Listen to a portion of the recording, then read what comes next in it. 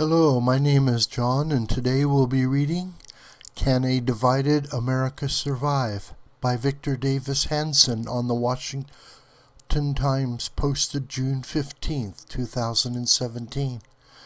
Victor Davis Hanson is a deep thinker, professor, author of many articles and books, and one of America's intellectual jewels. The United States is currently the world's oldest democracy, but America is no more immune from collapse than were some of history's most stable and impressive consensual governments. 5th century Athens, Republican Rome, Renaissance Florence and Venice, and many of the elected governments of early 20th century Western European states eventually destroyed themselves, went bankrupt, or were overrun by invaders. The United States is dividing as rarely before. Half the country, mostly liberal America, is concentrated in 146 of the nation's more than 3,000 counties, in an area that collectively represents less than 10% of the U.S. landmass. The other half, the conservative red states of the interior of America, is geographically, culturally, economically, politically, and socially at odds with blue state America, which resides mostly on the two coasts. The two Americas watch different news, they read different books, listen to different music, and watch different television shows. Increasingly, they now live lives according to two widely different traditions. Barack Obama was elected president after compiling the most left-wing voting record in the U.S. Senate. His antidote, Donald Trump, was elected largely on the premise that traditional Republicans were hardly conservative.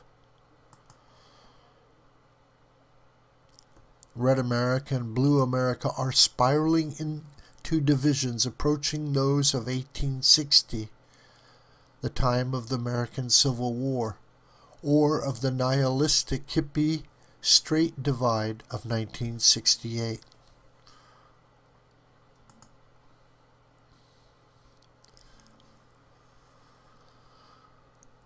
Currently, some 27% of all Californians were not born in the United States. More than 40 million foreign-born immigrants currently reside in the U.S., the highest number in the nation's history.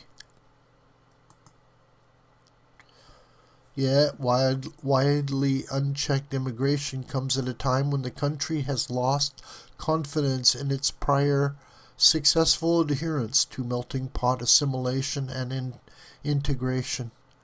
The ultimate result is a fragmenting of society into tribal cliques that vie for power, careers, and influence on the basis of ethnic solidarity rather than shared Americanness. History is not very kind to multicultural chaos, as opposed to a multiracial society united by a single national culture. The fates of Rwanda, Iraq, and former Yugoslavia should remind us of our present disastrous trajectory.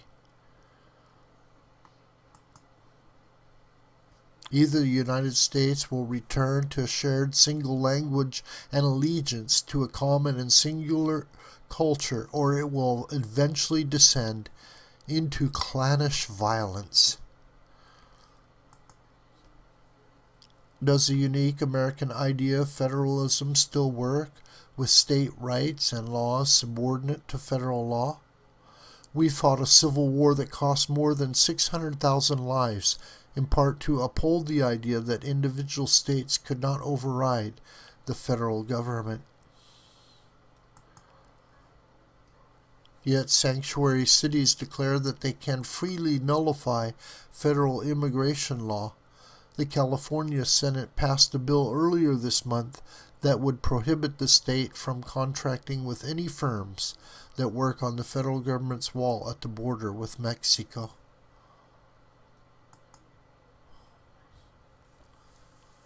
States such as California vow that they will ignore Washington and work directly with foreign nations to promote their own policies on global warming. Read carefully what some prominent Californians are saying about the federal government. It is not much different from what influential Confederate South Carolinians boasted about in 1860 on the eve of secession.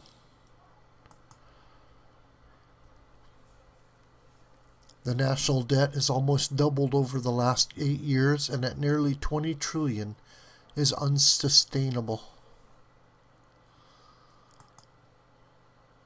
Entitlement spending rose even as new taxes increased.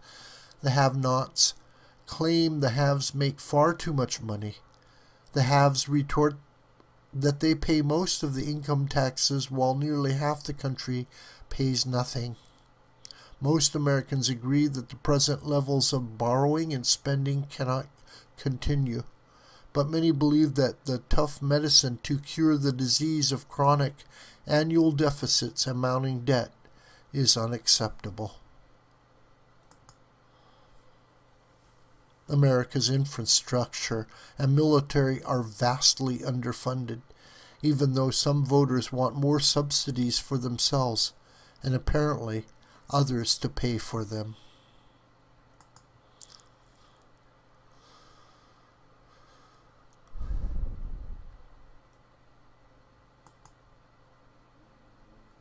America's once preeminent colleges and universities are fatally compromised.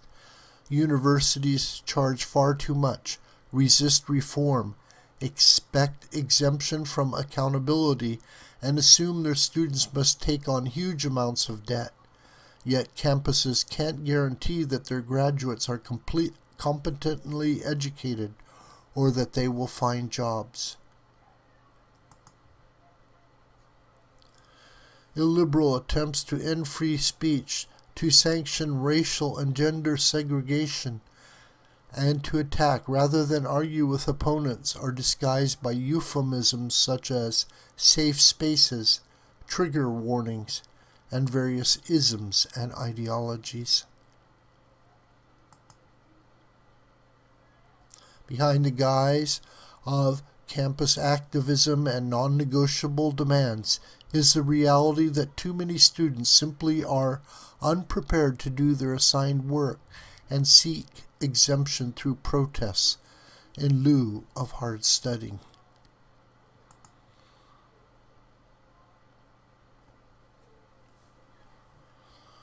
America barely survived the Civil War of 1861 through 1865, the Great Depression of 1929 to 1939, and the rioting and protests of the 1960s. But today's growing divides are additionally supercharged by instant internet and social media communications, 24/7 cable news, partisan media, and the denigration of America's past traditions. All Americans need to take a deep breath, step back and rein in their anger, and find more ways to connect rather than divide themselves. They should assume their opponents are not all sinners and that their supporters are not all saints. Things are bad now, but our own history suggests that if we are not careful, they can get even worse. This video is a production of the School of the White Crane, and my name is John Brooker. You can communicate with me through commentary on this video and by my Gmail listed here. Please share this video with friends and family and on social media. May God richly bless you.